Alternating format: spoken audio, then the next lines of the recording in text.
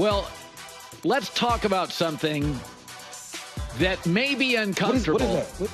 What's that? E-A-G-L-E-S, Eagle! Let's go, baby! Sorry about that. I thought I heard something. No, I'm like, the world saw something and heard something. We'll get to that in a second because you deserve it, and I think it's good for the NFL. I think there's no luck. Bottom line, owner, GM, coach, quarterback, good people. The fans care. They're all in. It just goes to prove to be a champion, you got to beat the crap out of a champion. Right, That's right. But I want to talk about this, and you can tell me if I'm wrong. Okay. Tom Brady never trails 34-0. And there were Super Bowls. He acknowledged in one of his Super Bowls, I don't get time. I'm just going to dump it off to James White over and over and over. Got to do something. And I think Tom always found a way, even with a bad poker hand, to move the chains. He may not give you 30, but he'd keep your damn offense off the field. Yeah. He'd keep his defense off the field. Mahomes was awful. Mahomes was bad that last game. I mean, what's the gap, Brady and Mahomes? So before this game, I was a big guy saying, hey, this gap is closer than which people think, right? And all the success that Patrick Mahomes has been doing lately, the team, and I played with Pat, so I know him and Tom share that same winning gene of, okay, I'm going to get it done. But watching this game last night against the Eagles, first of all, there was a lot of, because everybody's going to say, oh, the lazy thing is the line didn't block, right? And they were getting beat on. There were some of them plays, though, he kind of stepped up in the pocket. I think he kind of got rattled in the pocket, right? Oh, he did. He was moving so much, and you throwing pick sixes and et cetera and throwing picks. So when I look at Tom Brady where, okay, things are not going my way. They're not blocking the same way. I got to do something. I can't just sit here and get blown out. I'm the greatest. And Tom would never had a game like this because he would have found ways, okay, we're going to dump to the running backs, right? We're going to make this game as boring as possible. Now we're going to get a whole bunch of 2nd and 5s, right? 2nd and 6. And we're going to make this game manageable until the defense does something differently, because if you really watch the Eagles, they didn't really do much on defense. They rushed forward and they kept everything in front of them. Oh, no, it was an indictment. And in fairness, we knew the Eagles, because I've been saying this all year, and I said this about 5 different times in the last 3 weeks. There are drives when I look at Philadelphia and I think, how do they ever punt? Because they're just so loaded. Tight ends, guards. I mean, it's just relentless. There is something to be said about Jalen Hurts' 2 best games as a pro. Super Bowls, yeah. What does that say? Yeah. See, and it's funny because, I think Jalen Hurts right now is going to change the narrative on quarterbacks, right? It's like it goes from, we got to have the best attribute quarterback. We got to have this. We got to have that. Now it's like, hey, man, we need to do with some heart like Jalen Hurts, leadership like Jalen Hurts, and the winning factor. When the stage is bright, right, he just gets brighter. I mean, he was making so many plays. Now, granted, the defense played great. I don't want to take anything from defense. He's so good on that sideline route. And that's another thing, though. And then it's like, he puts it together, though. I'm throwing when I'm supposed to throw, right? I'm running when I'm supposed to run. Because the running game was done last night, right? And it's like, if you told, okay, we'll win this game and blow them out, and Saquon doesn't do anything, nobody will believe that. But Jalen Hurts, that's what I think about him, is like he plays this game the right way, and he gets better. And he never gets too up and down, right? No matter if you say bad things about him or great things about him, he stays in his own lane. He always says, hey, look, man, I already had a purpose before you had an opinion, right? And I think he really lives by that, because there's some games where, hey, he throws for 130 yards, and there's some games he has 200, almost 300 yards all purpose, and they blow him out. And I always said this, when Jalen Hurts plays well for this Eagles team, we blow teams out.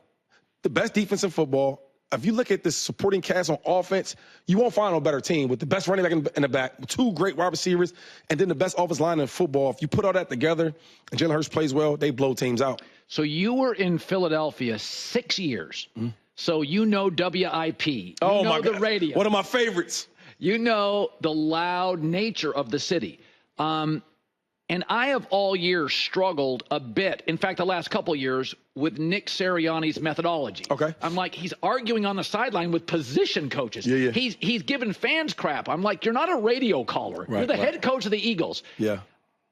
But could I argue that in this intense city, that he is kind of Philly? Yes. You need, the way he is, man, first of all, I have a great relationship with a lot of the players, right? Yeah. And they all love Nick. All of them, right? I love Nick. And the thing with Nick is he don't care how he comes off, right? Because that's who he is.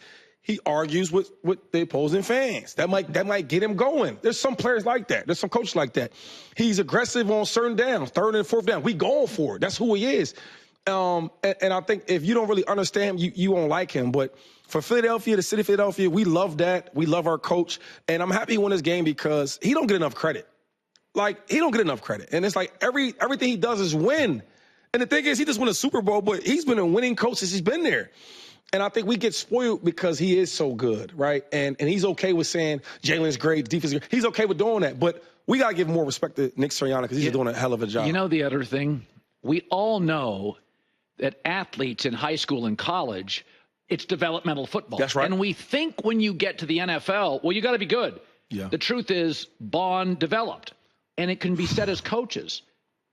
Nick's developed as a coach. Yes. If you work hard, if you're willing to listen to others, and you have Howie Roseman, the Lauries, is that just like a player, I think Nick's gotten better over time. Yeah. He's made mistakes. He's fumbled. He's thrown picks. Right. Like he's had bad days. But Philadelphia is not passive-aggressive. Philadelphia will tell you when you screw up. And as long as you're willing, as long as you have the willingness to okay, I screwed up. I owned it. But you know what, though? You said that perfectly because I always say this. Certain players, certain coaches cannot coach in Philadelphia, right? Like Ben Simmons was a really good player, but having that heart, having that thick skin, he didn't have that. So you can't play here because the fans are going to say, hey, man, we're going to hold you accountable, right? The papers, the radio stations, we're going to hold you accountable. And I see Nick Sirianni, I see Andy Reid when he was there. That's on me. That's my fault. I messed up. I got to get better. You don't really see that a lot of places. And in Philadelphia, if you could do that, take the heat and then deliver, that's why Nick is going to be a legendary coach for the Eagles because he could do all them things. Now you know this. It's a salary cap league. Yeah. And they got a couple questions. Okay. I mean, I love Saquon. I couldn't let him go. Whatever it needs. But that means you may have to move some pieces. You're paying AJ and Saquon and Jalen and Devontae. Well, what are you going to now? By the way, I can't let that linebacker go. Yeah. So I mean, there's only a couple guys that you really gotta take care of because they're a young team. That's another thing why I love. That's why Howie. Listen, real quick before I even get into that, I want this to be a lesson learned to all the other franchises out there and coaches. You need a functional place, right? When you look at Mr. Jeffrey Lurie, right? The things he's done for Philadelphia, getting the right coaches, getting the right GMs. Howie is not an accident. Howie was there for a reason. He's so great. Look at the teams in both Super Bowls. Look at the roster we have there. Easily one of the best rosters in football. Oh, yeah. Okay? And then another thing, they're young, right?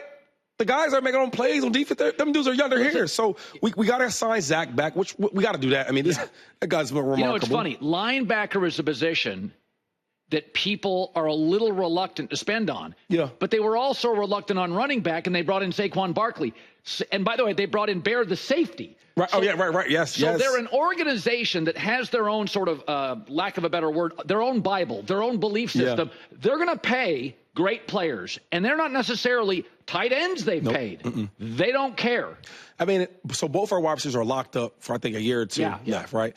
On the line, there's about $80 million on the offensive line, something around like that. and that because not Andy, but Howie believes in building the team from the trenches up, which I believe in too, right? Then Saquon, I mean, God, he done saved our season. You bring him in there, you pay him, which they don't want to pay running backs, but you had to pay him because he's the best player probably on the team. Yeah. And then Jalen's already signed up. And then on defense, a lot of them guys in secondary are already young, right? We paid Zach. We got to fill in probably one more offensive line spot. I think who was that, Jay? We talking about who? Yeah, Becton. Now we got to pay him because he had a great year. He's a guard, though. But other than that, our team is pretty set. And then if we don't pay him, I will say this, I'm confident that Howie drafts players well and we develop them. So I'm not really overly worried about if we can't sign everybody. Right. Because we show in the future. That's why the Chiefs are always back in the Super Bowl because they draft and develop well. Eagles, same thing. We draft and we develop well. You know what's interesting? This is a comparable roster, J-Mac, see if you agree, to that Seahawk roster that humiliated Peyton Manning. Oh, yes. It was so stacked. Yes. But you know what? That Seattle situation, you started seeing the egos. Yeah. What's interesting with Philadelphia is Saquon doesn't have one, Hurts doesn't have one, O-line doesn't have one, D-line. Like, what's really cool, I mean, A.J. Brown, I think he's just so good, and receivers all want the ball. But I remember, I'm from the Pacific Northwest. You just started hearing the Seahawks kind of fall in love with themselves. Mm-hmm. The Legion of Boom.